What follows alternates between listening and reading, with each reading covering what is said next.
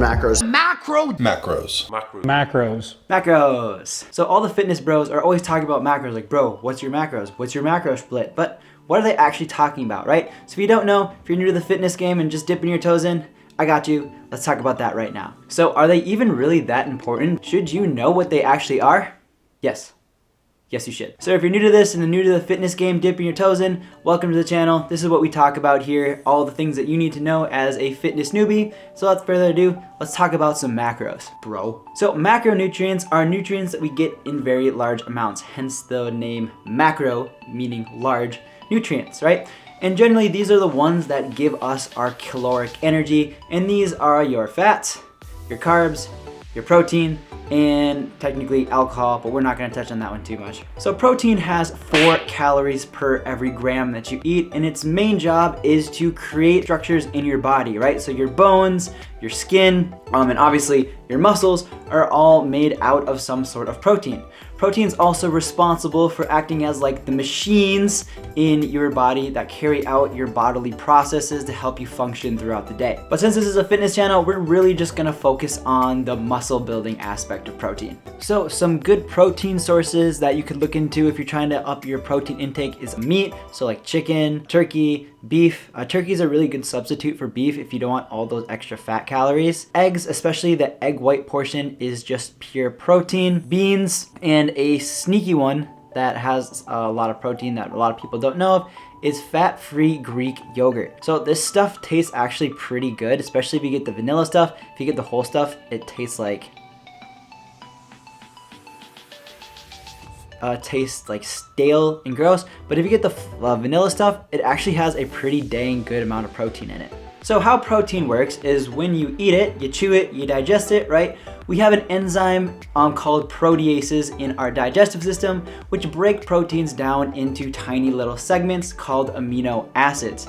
So there's 20 big ones, and the 3 amino acids that I really want to talk about are L-leucine, L-isoleucine, and L-valine. So these are going to be the 3 big ones that make up muscle protein and are the ones that we call branched chain amino acids. Again, meaning that they build up most of our muscle tissue. So you can think of amino acids kind of like Lego pieces, right? You can break them apart and then you can put them back together in new ways, right? So if you make a Lego car, for example, you smash it and then you can take all the pieces and you can build a brand new car. So you can make almost an endless amount of proteins by just rearranging the amino acids in different ways to make these very long chains, and that's how you create your protein. So when you're building muscle, if you eat something like a chicken breast or anything with protein, that protease in your digestive system is going to break down that protein into individual amino acids, and then your body is going to recombine them into the muscle tissue that you are trying to build. So if the big 3 branched chain amino acids are responsible for making our muscle,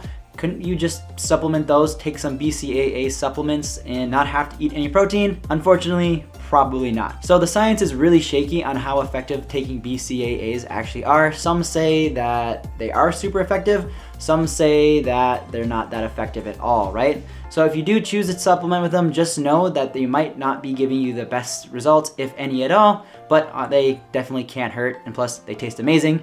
If you're someone who likes a lot of pop, like me, it's a great healthy alternative to those sugary drinks, as they tend to be really sweet and they taste actually pretty damn good. Another thing, if you just try to supplement with BCAAs instead of getting a well-rounded protein sources, is that you're going to be missing out on a bunch of other essential amino acids. Essential basically just means that our bodies can't produce them ourselves, so it is essential that you get them elsewhere in your diet, right? And it's more than just the BCAAs that you really want, because remember, protein makes up basically our entire bodies.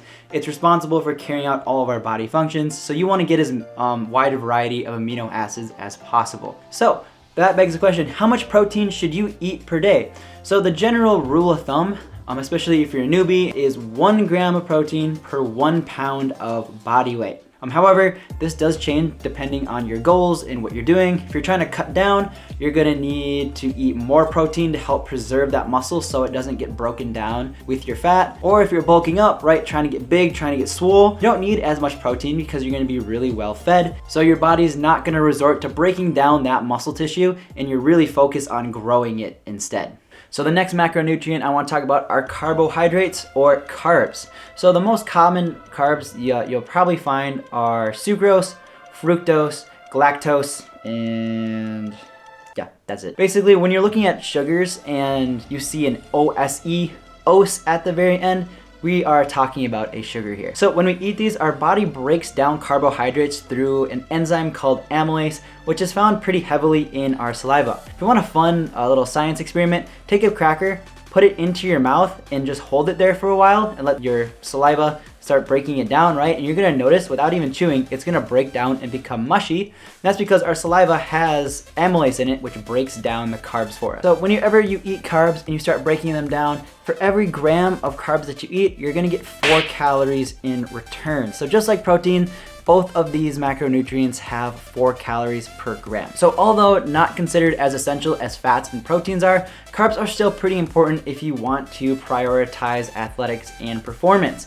right? Because carbohydrates are your main energy molecule that our body's going to turn to get the energy that it needs for high performance. So if you want to go really hard in the gym, hit some PRs, you want to run the fastest you ever have, eating some carbohydrates is going to be good to give your body a nice accessible energy source that it can pull from. So when trying to lose weight, many people often cut them out, especially when they're doing the keto diet, which can be really good for some people, but cutting out carbs isn't necessarily needed. What really drives fat loss is a calorie deficit, restricting calories, right? And if you cut out one of the whole macronutrient groups, it's likely that you're going to be in a calorie deficit, right? It's kind of a way to trick you into eating less and eating less calories, but hey, whatever gets the job done for you. So like protein, sugars and carbohydrates can get broken down into smaller parts, just like amino acids, but in this case, these are called monosaccharides. And like proteins, monosaccharides are chained together into long strands that we call polysaccharides, or when we just have 2 of them together, right, we just call that a disaccharide. So generally high sugar foods such as Twinkies, ice cream, all of these really sweet foods that you know you probably shouldn't be eating and are considered unhealthy are full of simple sugars, or basically a bunch of disaccharides, or just a couple monosaccharides put together, right? Nothing that's really long or spread out. These get broken down very, very easily since they're so small. The bonds aren't very strong, right? And we can get a lot of energy from these very, very quickly. This is why kids, a lot of times when they have sugar, they get a sugar rush and then they crash because they burn up all those carbs and then it burns out and just crashes as fast as it started. You can kind of think of it like lighting lighter fluid on fire. It burns up really, really fast, but it dies just as quickly as it starts. So examples of some simple sugars that will burn up really fast and give you that big spurt of energy would be things like pop and juice have a lot of simple sugar, cereal, actually some sorts of milk actually have a decent amount of sugar, candy, and basically a lot of the unhealthy sweet stuff basically is just loaded with a lot of these simple sugars. On the other hand, right, we have what we call polysaccharides, so saccharides meaning many. This is where we have a lot of monosaccharides and we just have hundreds if not thousands of these things chained together to form really big carbohydrate molecules. So as you can imagine, these longer polysaccharides take a lot longer to break down and therefore don't give you that rush of energy like simple sugars do.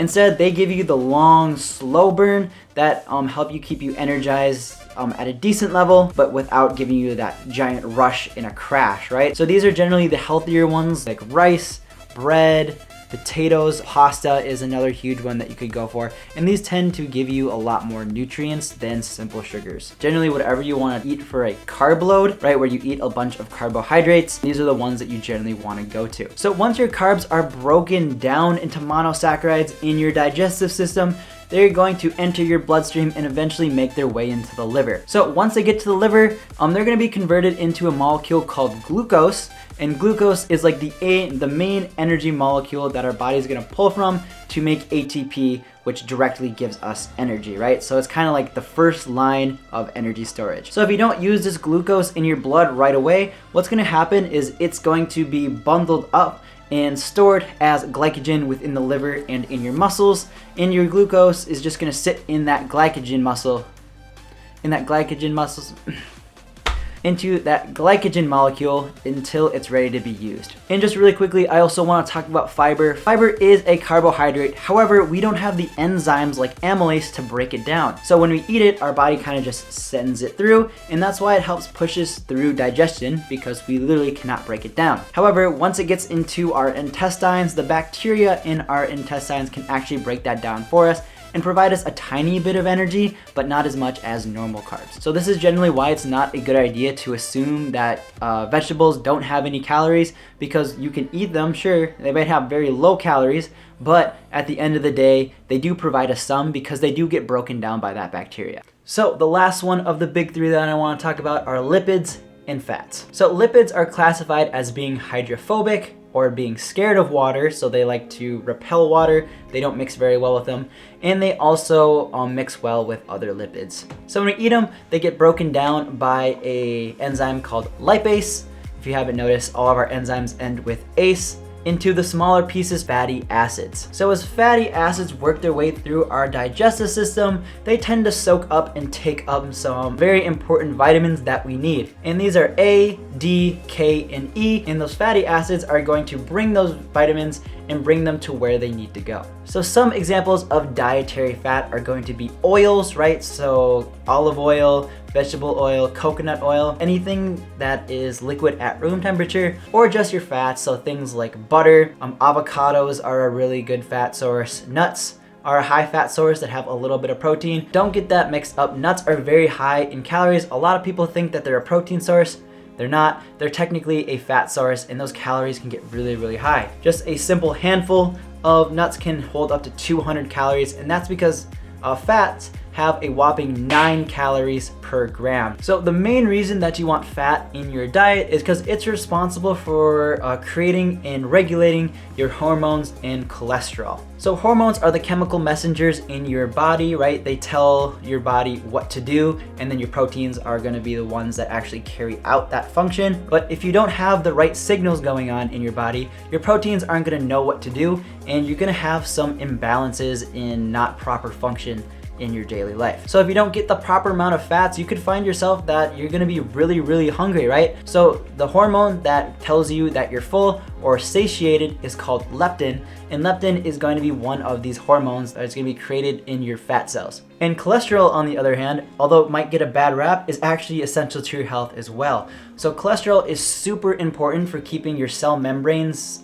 in check and together. It's also an important precursor for some vitamins. So there are two main forms of cholesterol. There's LDL and HDL. So LDL stands for low density lipoprotein, and it's basically the one that gets all the bad rap. It's the one that creates the plaque in your arteries, right? And it's not very dense, it has very low density. So that means its volume, its size is really big, and it's gonna take up a lot of room in your arteries. On the other hand, HDL, high density lipoprotein, is the good kind, right? This is the one that takes the excess cholesterol from your system and it brings it to the liver to be cycled out, right? So they're kind of like the cholesterol garbage men, taking out the trash and the extra stuff that you don't need that will just get in the way. So finally, omega-3 fatty acids are very important to our health and mainly come from fish. However, not enough Americans are eating fish in their diet, me included, so you wanna make sure that you're getting enough omega-3s somehow, because omega-3s are really good for heart health, a proper cognition in your brain, and many, many more benefits that I'll flash on the screen here for you to read. Honestly, omega-3s are some pretty cheap stuff. A bottle itself might be really expensive, but if you take the recommended 2 per day, it's gonna last you like a third of the year, and so it's one of the most affordable and effective health supplements that you can buy. So our fourth and last macronutrient that I want to talk about is alcohol. Alcohol doesn't really do anything for you nutrition-wise, so I'm not going to touch much on it. Just know that alcohol has 7 calories per gram, so it's close to fats, and it's almost double carbs and proteins, again, both at 4. So those calories can add up really, really fast. In fact, as you break down alcohol, one of the steps it gets broken down into is called acetaldehyde, which is considered a type 1 carcinogen, which is on the same level as asbestos and cigarettes. Also, if muscle gain is a very high priority for you, 2, alcohol is shown to lower testosterone, right? So you can have about 2 drinks per day and be fine testosterone wise. However, if you keep drinking above that, your testosterone can drop. And testosterone is imperative for muscle gain. So if that's really a big emphasis for you, you might want to stay away or at least cut back on alcohol if you're trying to gain muscle. So there you go. That is all that you need to know about macronutrients. If you're wondering how many that you should eat, I also made a video about that. Click that right here. I'll see you over there. Thanks for watching, guys. Peace.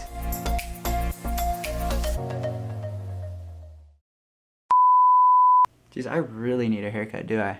Don't I? Yeah. Nope. Head up.